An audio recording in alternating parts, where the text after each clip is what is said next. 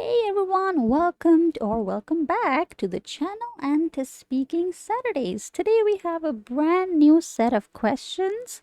So let's get started.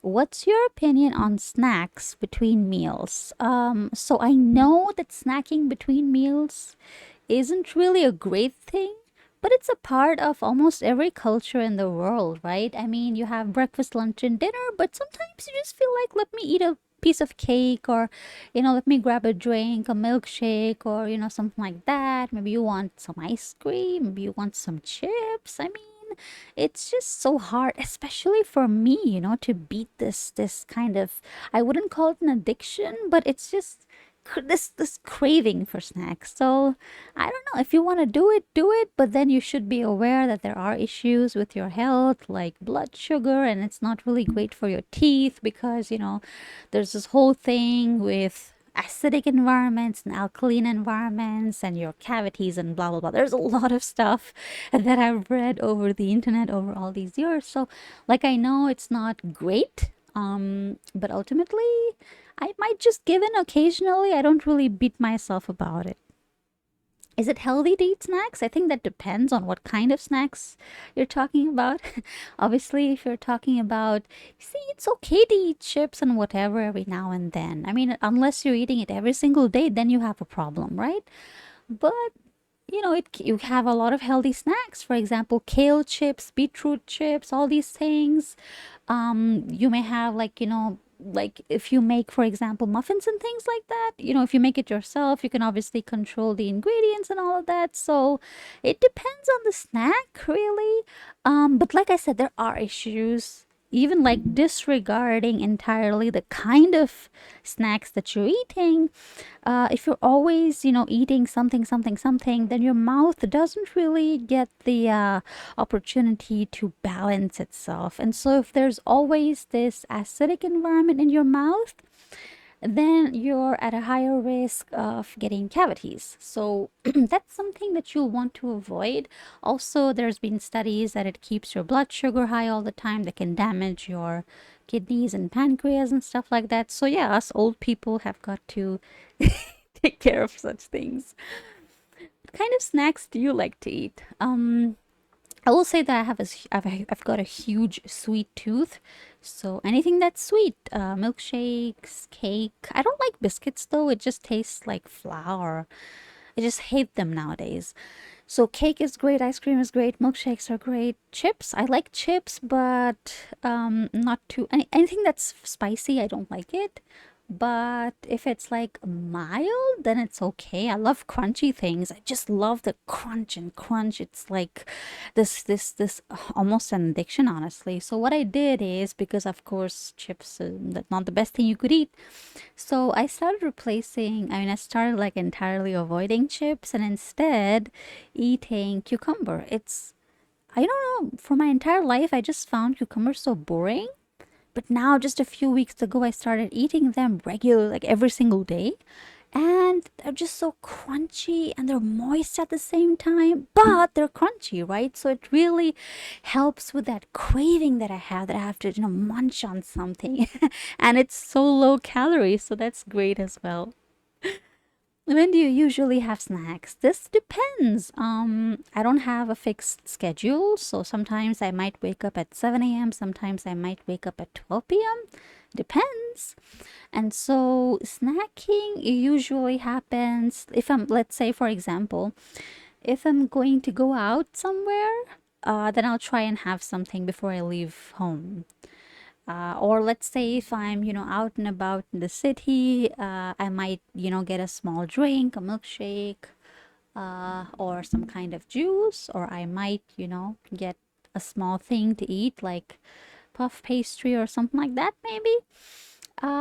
But like I said, I used to have like no schedule. I would eat like at all times of the day. So I've, managed to get that under control, and now I just, maybe I'll, after my, let's say, lunch or dinner, maybe I'll have something a little bit, of a slice of cake, maybe a few chips or something. But yeah, I try to ensure that I don't kill my appetite, basically, right? Okay, let's get on to part two. Right, there we go. Describe an article you read in a magazine or on the internet that could help people improve their health. Okay, you should say when you read it, where you read it, what it was about, and explain why you think it could improve people's health. So, I've been doing a lot of, like, I'm just like I said, I'm kind of this chronically online person. If my eyes are open, I probably have the internet open in a browser somewhere. So I read a lot, I consume a lot of content. And there's this place on the internet. It's reddit.com. It's a website, but inside Reddit, there's lots of subreddits dedicated to all kinds of topics, themes, interests. And so a few of these places, one of them that I really like is a nutrition subreddit. And people often have questions like, oh, I feel tired all the time. What's wrong? Or I started eating this and my stomach started hurting all the time. What's wrong? Or, how do I ensure that I'm getting enough protein and, all of the nutrients and vitamins and trace minerals and stuff like that? And people always have, the best advice there. I mean, I've just by browsing the subreddit, I've gotten to know so many tools on the internet, like great, websites where you can track, let's say, for example, you write down everything you ate today and it tells you exactly how much of your recommended dietary allowance you've already consumed. Let's say, for example, like how much vitamin B12 have you had today, right? That shows you a percentage. And so I've, kind of used all the resources found in that subreddit, on the nutrition subreddit, to learn, like, okay, here, as a woman, or of this age, or whatever your goals are. Maybe you are, an athlete, or maybe you're trying to gain weight, maybe you're trying to lose weight.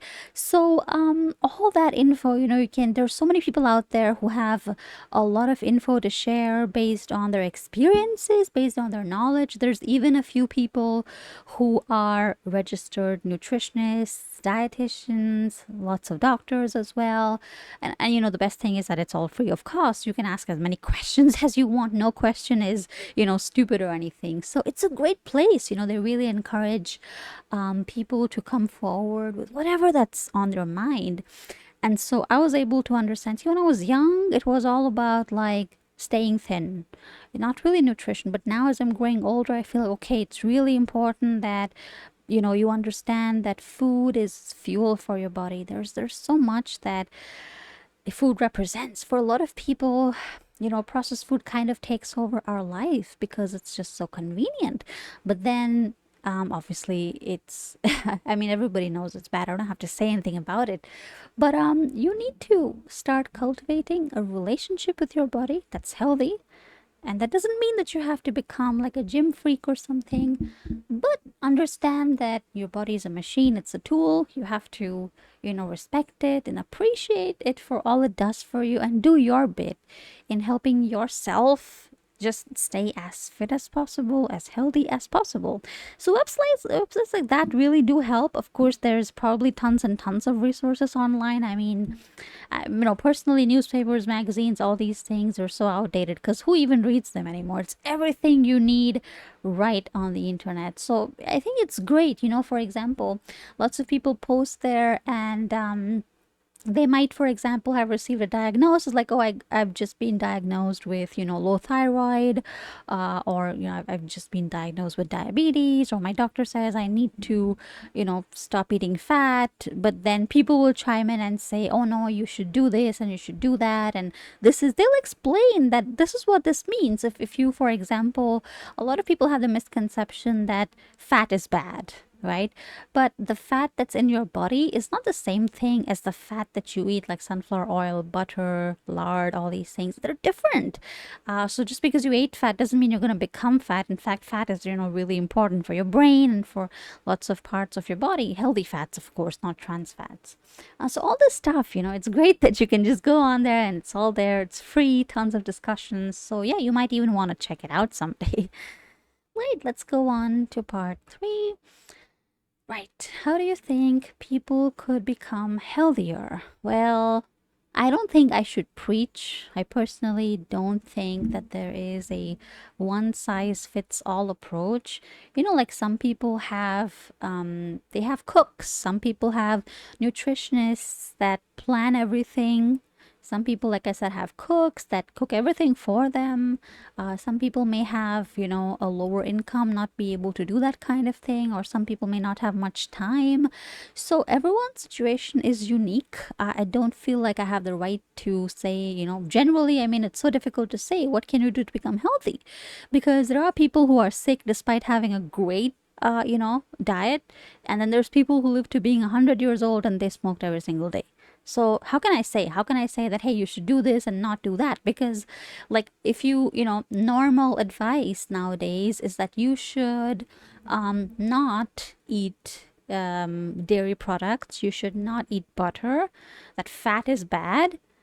And that's the advice that you get. So people are like, oh, I'm gonna drink almond milk and oat milk, and I'm gonna, eat tofu, and I'm going to drink, like, cook my food in hyper processed seed oils and stuff like that. And people think, yeah, this is nice. At least I'm not eating butter. At least I'm not eating fat. Like, fat is the devil nowadays. But a lot of people are so misled because fat is actually healthy. It's big sugar and big oil. Obviously, they don't want their profits to go down. So they've made fat the demon. Wow, it sounds like on a podcast or something. I'm not a health expert, okay, but this is just what I found out. There's so many nutritionists that have done research and have found that people who reduce their intake of sugar and non-healthy, non-natural fats, like basically avoid industrially processed seed oils, they actually are much healthier. Like, take the Mediterranean diet, for example. What do they eat? They eat so much fat. There's so much cheese. There's so much olive oil. There's nuts. There's a lot of meat, right? And they're still some of the healthiest people in the world, the Japanese as well. What do they eat? They eat rice. They eat carbs, and they're still some of the healthiest people in the world. How is that, right? So we really need to look at traditional diets and kind of figure out that also, like I said, you need to have a relationship with your body. If you crave something, go eat it. Just because it's, not traditionally considered healthy, it doesn't mean anything. Your body gives you signals. Hey, I need salt, or hey, I need something sweet, or hey, I need to really get something crunchy in me. So pay attention to your body's signals, really. That's the most important thing. Are there any differences between the way old people and young people try to stay healthy? What I've seen is older people will usually have, they'll depend on their traditional cultural practices, right? Or what they've heard all through their lives. Like, if you ask people in my country, most people will just tell you, oh, you should wake up at 5 a.m. and meditate and go on a walk and do yoga, and all your problems will be solved. That's, a very common trope. That do yoga and just meditate, and that'll fix all of your problems. So that's what I find is I don't think, and I could be wrong, I'm willing to accept that, but I just don't think a lot of older people, no disrespect, I don't think they really critically investigate, is this thing going to work, right? Because it's just, I've been doing this thing for 20 years, 40 years, 50 years, and so that's what I'll continue to do, right? That's just the human condition. We just get used to doing things a certain way. But younger people are more willing to experiment. They're more willing to, question things like, hey, is it even important to lift weights? Is it even important to, you know, do a lot of cardio? Like, they're willing to think about things critically, which I don't see a lot of older people doing. That can, of course, be for a variety of reasons. I'm not here to judge, but that's just what I've observed so far. And like I said, a lot of people just think, yeah, just meditate for 20 minutes and just do some yoga. It can work, probably works for a lot of people, but then there's a lot of people for whom that doesn't work for whatever reason.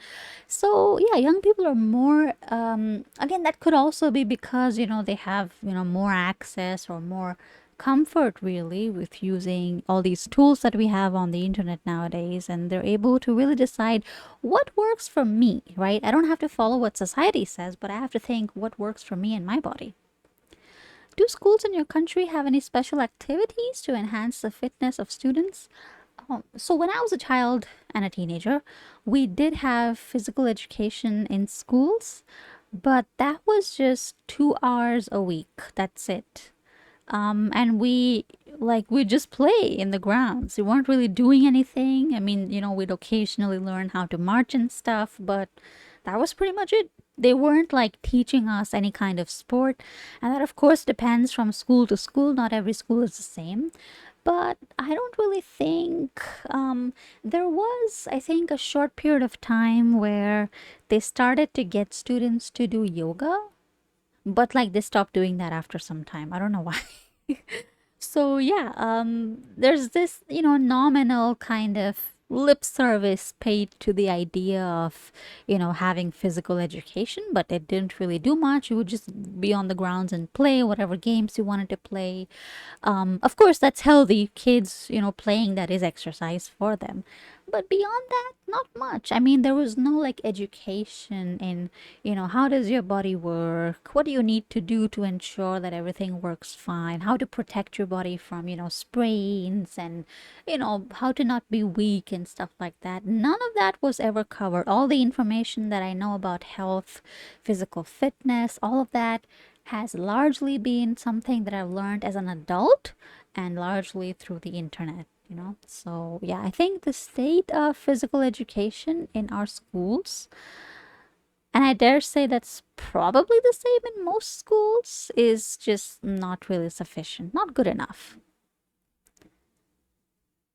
Do you think people in the future will be doing more exercise and will eat healthier than they are today? Well, you can't really say for sure. The way that I'm seeing it, okay, just thinking about the state of the world, see, a lot of people nowadays are very busy, even more than they were 10 years ago. Costs are rising everywhere, there's a lot of inflation, and many people they have to get like a second job just to make ends meet. And this is especially true in the developed world. A lot of people are just struggling to even afford groceries and afford just to keep their head above water. So all that stress, and the last thing that because when you have to like, oh, I have to get to work, I have to get to my second job, I have to pay these bills, and I have to keep my house, I have to keep the lights on, I have to take care of my kids. I mean, it's a lot of stress, a lot of stress. And, stress alone damages your body. But then you add to that they don't really have time. So they can't always cook from scratch. So they might go for convenience food, processed food, obviously, or they might order takeout. None of these are healthy if you're eating them every single day, right? But what choice do people have when actual fruit and veg is more expensive than in the processed version? So people are being forced, really. They don't have much of a choice. They don't have time to work out. They don't have energy to work out. They don't have the time to cook. They don't have because like, let's say 40, 50 years ago, a housewife was a pretty normal thing that, you have one person who takes care of matters outside the house, and you have one person who takes care of matters inside the house. And I think logically that makes a lot of sense, but nowadays that's not the case. It's, for a lot of people, it's straight up unaffordable. And so that, of course, has led to a lot of health issues. I mean, when you look at, data from the past, you can see that I think since, I don't know, 1950, 60 or something, basically ever since, costs started rising massively and people, were no longer able to make ends meet on just one salary, people have become less healthy. There's been increasing instances of heart attacks and cancer and all of these. So I don't know. There's, it's of course trendy and popular for most people to go to a gym, to like, eat avocado toast and all these things. But I feel like that's not the meaning of health. Eating avocado toast each morning or going to the gym and, running or lifting a few weights, it can be healthy, but that's not where health, starts and stops. It's like I said, you have to learn how to develop a relationship with your body. That is unfortunately a luxury in our modern world. And so, yeah, you could say that I'm kind of a pessimist, but I'd like to say that I'm actually just a realist. And well, what can I do if the reality of the world is just kind of bleak from my perspective? All right, well, that was all for today. If you liked this video, don't forget to click on like and don't forget to subscribe if you haven't already. I'll be seeing you shortly in another video, but before you leave, in case you know anyone else that's preparing for the IELTS exam, please feel free to share this video with them as well. I'll see you in the next video. Bye bye.